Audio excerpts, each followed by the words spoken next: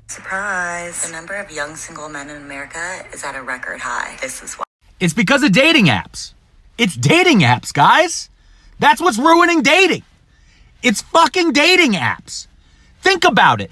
Think about how you use every streaming service in the world, right? Netflix, Amazon Prime, all the other ones, right? What do you spend the most time doing? Is it watching content? No, you spend the most time on the menu, just scrolling. Because what's your biggest fear? I'm going to pick a movie or a TV show and I'm going to waste my time on that movie or TV show instead of watching the thing that's really out there that I actually should be spending the time watching and doing.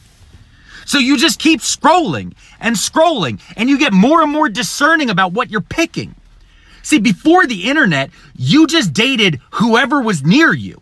Now with the internet, you can date anyone within a 25, 50, 100-mile radius. And you have so many options among them. And the algorithms of these apps are also narrowing your choices because they know, hey, you're going to have a better time if you meet somebody who's the same as you politically. Someone else who's also a vegetarian. You're going to get along better with somebody else who is a dog person over a cat person.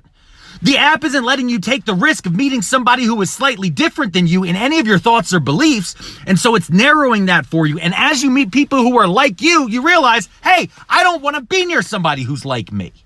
See, I met my wife right before these apps took off. I did online dating, and you know what the algorithm did to me? It had me date the same women over and over and over again. They were all art majors who recently came back from teaching abroad and are now living inside of a gentrified community. And I was like, I'm sick of all these women. And I went out one night and met my wife in meat space, in real life. And she and I, honestly, there's a lot of things that we don't agree about, constantly. The apps never would have paired us, ever. And then for the men themselves, the reason why men are getting lonelier and lonelier, the loss of friendships, again, it's the fucking internet. We feel like we get validation from things like TikTok. We feel like we get validation from things like Reddit, from all these different things. The online video games. Playing Call of Duty and shooting inside of a video game isn't the same as just sitting next to your buddy and then realizing, hey, he's off a little bit. You can't see him.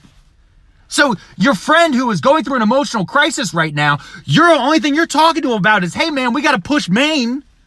But instead, he's over here thinking like, am I worthless?